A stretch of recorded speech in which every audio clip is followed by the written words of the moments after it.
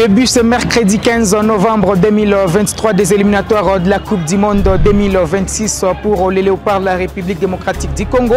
Les fauves congolais reçoivent les Mourabitoun de la Mauritanie au stade des Martyrs de la Pentecôte.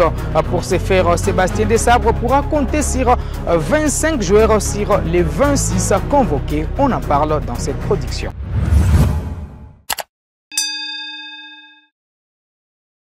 Son club depuis son départ dans l'effectif de Difa Hassan El Jadida, Moukoko Amale qui avait loupé les derniers rassemblements de la sélection nationale de la RDC ne sera pas de la partie pour lancer les éliminatoires de la Coupe du Monde 2026 contre la Mauritanie. Le sélectionneur national Sébastien Desabre revient sur l'absence de l'ancien défenseur du dernier club Motema Pembe en conférence de presse d'avant-match. Quel que soit l'adversaire de demain, nous, on est concentré sur ce qu'on a à faire à domicile. Si on veut atteindre notre objectif, ça passe par des bons résultats à domicile, quelle que soit l'équipe. Donc, en fait, la revanche, je ne sais pas si on peut parler de revanche, ça reste du foot avec un stade, j'espère qu'il va nous soutenir comme à son habitude. Nos joueurs qui sont très motivés pour faire un résultat, puis continuer tranquillement notre marche en avant, indépendamment de l'équipe qu'on reçoit.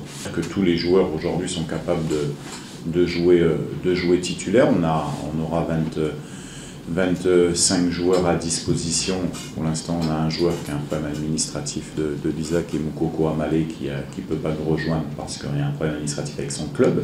Mais les 25 joueurs sont là. Donc après, ça sera à nous de trouver les bonnes orientations, en sachant que, comme je l'ai dit, le collectif est important.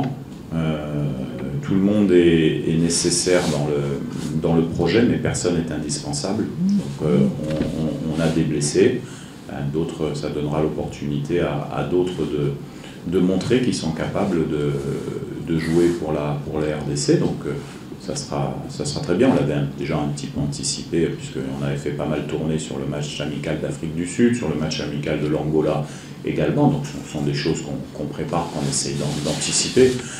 Après, ceux qui seront les 11 titulaires demain, à eux de porter haut. Et puis, comme vous le savez, le plus important, ce n'est pas les 11, c'est également l'ensemble du groupe. Parce qu'on a vu que sur les derniers matchs, c'est souvent les changements et les remplacements qui font la différence. C'est qu'on va tout faire. Après, je ne suis pas devin, je ne lis pas dans le futur, mais on va tout faire pour ça. Ce qui est sûr et certain, c'est que pour aller à une Coupe du Monde, c'est pas le sélectionneur qui va à la Coupe du Monde, c'est pas l'équipe des Léopards qui va à la Coupe du Monde, c'est un projet commun de football dans un pays qui va à la Coupe du Monde. Au final, c'est quand même une des premières fois où vous avez une qualification qui va se jouer dans les 2 ans avec 10 matchs. Donc c'est vraiment un mini championnat. Donc on ne peut pas se projeter à très long terme. On peut se plonger à court terme, donc sur le match de demain, effectivement, en sachant qu'on a, nous, des certitudes qu'on commence à avoir dans notre jeu. On doit bonifier encore certains secteurs. Ça se fait avec le temps et avec les matchs. Donc j'attends de mon équipe qu'on soit encore meilleur que les derniers matchs. Et j'espère que dans 2 ans, on sera encore meilleur que demain. Voilà. C'est la progression d'une équipe qui fait qu'il y a quelques mois, j'allais dire, de ça, pas dire 1 an, était une équipe qui ne gagnait pas souvent ses matchs. Ça, c'est la réalité. Donc il faut aussi du temps pour continuer à progresser. On l'a montré sur cette année en allant chercher des résultats qui nous permettent de se qualifier à la CAN et qui va faire encore qu'on va avoir un bel objectif à jouer. Donc il faut y aller avec beaucoup d'humilité et savoir qu'on peut bien sûr gagner beaucoup de matchs, mais si on gagne beaucoup de matchs, ça voudrait dire qu'on a fait des bons matchs. Et moi, ce qui m'intéresse, c'est que mon équipe fasse des bons matchs, qu'elle soit séduisante pour le public qui vient au stade. Ça c'est important, et que les fans voient que nos joueurs sont des soldats de la RDC, et que quand ils sont sur le terrain, ils pensent avant tout à donner leur amour sur la RDC, sur la pelouse, plutôt qu'à penser à leurs propres individualités. Ça, c'est mon message. Voilà, merci et à demain. Bon, pour rappel, la RDC s'entraîne à 18h. 15 premières minutes pour la presse. Allez, après Sébastien Desabre, on reçoit un journaliste sportif involuois dans la partie orientale du pays pour parler de l'avant-match de cette rencontre entre la RDC et la Mauritanie. Gaëtan Kombi, bonjour et bonne arrivée. Bonjour M. Ben Mouyima, bonjour à tous les abonnés de Kivu Morning. RDC contre Mauritanie, les remakes d'ailleurs des éliminatoires de la Coupe d'Afrique des Nations 2023. Est-ce que les Léopards sont bien partis une fois de plus pour s'imposer face à cette même sélection? Oui, justement, c'est le remake. D'ailleurs, c'est très rarissime de voir que des sélections se croisent quand même 3 fois en moins de 8 mois pratiquement, parce que la dernière fois que les deux sélections se sont rencontrées, c'est en mars dernier. Donc c'est un parfait remake pour encore une fois enchaîner. Lorsqu'on s'appelle la République démocratique du Congo et on s'est dit que l'objectif, le cap fixé, c'est la Coupe du Monde 2026. Moi, je pense que lorsqu'on est casé dans le même groupe que la meilleure sélection sur les continents africains, à savoir le Sénégal, on se doit de gagner ce genre de match contre des adversaires a priori prenables. Et moi, je pense que la Mauritanie, pour la RDC, dans le cadre de la configuration de ce groupe, c'est un adversaire à battre. Alors, l'incertitude planait encore sur les stades qui allaient recevoir les premiers matchs des Léopards. Cette fois, ils vont évoluer au stade des Martyrs. Implique un coup de boost pour la sélection nationale. Oui, justement, on se dit toujours que les stades des Martyrs restent les stades appropriés pour la sélection congolaise. D'ailleurs, on dit souvent que lorsque la sélection congolaise y joue, c'est qu'elle joue à domicile. C'est à tort qu'on les dit, mais c'est ça. Historiquement parlant, c'est un stade qui a toujours abrité, le match de la sélection congolaise. Donc c'est un coup de pouce, c'est un plus, sachant qu'il y a quand même 80 000 personnes qui seront au stade, sachant que tous les joueurs congolais, notamment les binationaux, les jeunes qui arrivent en sélection, rêvent de jouer dans ce stade des Martyrs. Donc c'est un plus à mon avis. Et lorsqu'on sait l'ambiance qu'il y a dans ces chaudrons, lorsqu'on sait tout le bruit qu'il y a dans ces grands liboulos, comme on aime les dire, on s'est dit que c'est un plus pour la sélection congolaise, notamment en termes de motivation, en termes surtout de boost et de chances de gagner ces matchs. Les sélectionneurs pourront compter sur 25 joueurs, sur les 26 joueurs convoqués. Sébastien Desabre n'aura pas à se plaindre.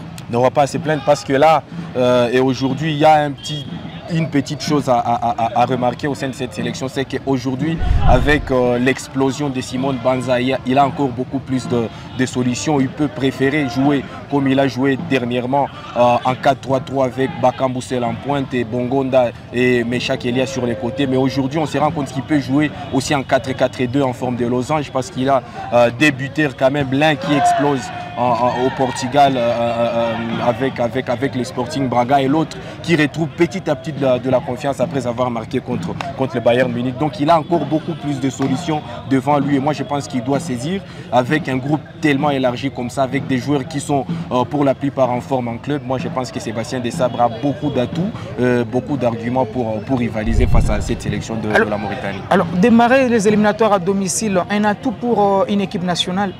On sait déjà que la RDC n'est pas du tout habituée à bien démarrer les qualificatifs de la Coupe du Monde, parce que depuis l'année 2000, c'est quand même 4 défaites, c'est quand même 4 défaites, une seule victoire, un match nul. Donc c'est à mon avis l'aubaine pour la RDC de débuter à domicile, sachant que la RDC, vis-à-vis de l'histoire récente, aille à disposer de la Mauritanie à domicile. Bien sûr, ce n'était pas le même stade, c'était le stade TP Mazembe, mais là on sera au stade de Martyrs. Moi je pense que oui, c'est un plus, parce qu'on dit souvent que c'est le premier pas compte. Si on veut aller très loin dans cette phase de qualificatif pour la Coupe du Monde, si on veut un jour jouer la Coupe du Monde, ça passe par ce genre de match. Et moi je pense que entamer les qualificatifs à domicile et gagner le premier match à domicile peut donner encore beaucoup plus de jus pour les échéances prochaines. Après la Mauritanie, les 15, la RDC va enchaîner avec les Soudan, les 19, pas au Soudan mais en Libye. Est-ce qu'il faudra que les Léopards puissent profiter de ça pour créer la sensation, puisque c'est que sur le Soudan ne pourra pas bénéficier de son public avec tout ce qui se passe dans ces pays comme la guerre? Oui, justement, ce sont deux situations très favorables à la République démocratique du Congo.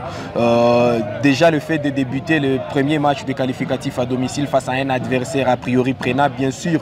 La Mauritanie est une sélection très dangereuse parce que elle rentre quand même dans les petits clubs là des sélections émergentes footballistiquement parlant sur les continents. C'est une sélection qui est sur 3 CAN consécutives pratiquement, pendant que par le passé c'était un passage à vide. Ils y ont été en 2019, ils y ont été en 2021, ils y seront en 2023. Le Soudan, c'est une sélection qui cherche encore à se refaire la santé. On sait que par le passé c'était une grosse sélection, mais étant donné les problèmes politiques notamment qui s'y posent, c'est une sélection aussi à prendre pour la RDC, à battre absolument pour la RDC, sachant aussi que le Soudan, comme lors des éliminatoires à la Coupe d'Afrique des Nations, ne va pas jouer à domicile, parce que il y a quelques mois aux éliminatoires de la CAN, le Soudan nous avait battus chez lui à domicile. Cette fois, le Soudan ne sera pas chez lui à domicile. Donc ce sont deux matchs-là. Je parle du match d'aujourd'hui et du match qu'on va livrer contre le Soudan en Libye. Ce sont deux matchs à prendre à tout prix au sérieux, parce qu'après il y aura la double confrontation face au Sénégal, et à partir de là ça partira très très vite. Alors les Léopards qui vont entamer ces éliminatoires à la maison avant d'enchaîner en déplacement. Avant les débuts, la RDC c'est quand même 3 matchs amicaux face à l'Afrique du Sud, face à la Nouvelle-Zélande ou encore l'Angola. Est-ce qu'il y a une très belle préparation pour entamer une compétition comme la Coupe du Monde que la RDC rêve depuis sa dernière participation en 1974? Déjà, moi, le match amicaux, je le place dans le cadre de préparatifs, dans le cadre de jaugeage. Moi, je ne donne pas beaucoup, disons, beaucoup d'enjeux de résultats au match d'amicaux. Je suis beaucoup plus flatté par ce que ces matchs amicaux-là produiront en termes pour les échanges prochains. Et moi, je pense que oui, c'est une bonne préparation, parce que ça nous permet aujourd'hui d'avoir des idées claires sur certains joueurs. Par exemple, on a vu que Sébastien Desabre, je ne sais pas s'il savait déjà qu'il n'allait pas avoir Arthur Masuaku aujourd'hui, mais on a vu que Sébastien Desabre, grâce à ces matchs amicaux-là, notamment face à la Nouvelle-Zélande, à l'Afrique du Sud et à l'Angola, il a eu la lucidité de mesurer quelques joueurs qui peuvent évoluer sur ces postes-là, notamment Joris Kayembe. Il a aussi mesuré Gédéon Kaloulou à gauche. Donc aujourd'hui, grâce à ces matchs amicaux-là, on se rend compte qu'il a une idée claire sur son groupe, sur la globalité de son groupe. On l'a vu que grâce à ces matchs amicaux-là, il a su intégrer des joueurs comme Grady Diangana. Il a su intégrer des joueurs comme Brian Baye, dont on a découvert l'immense potentiel. Et donc moi je me dis que oui, ce fut d'une bonne préparation ce match amicaux-là, parce que ça a donné à Sébastien Desabre quelques idées supplémentaires sur son groupe. Allez, merci beaucoup Gaëtan, ça a été un plaisir. Et votre pronostic? Moi, je pars sur 2-0 en faveur de la République démocratique du Congo. Allez, ça sera tout pour cette production sur Kivu Morning Post TV. On se fixe rendez-vous très prochainement. Ça sera avec ce même plaisir.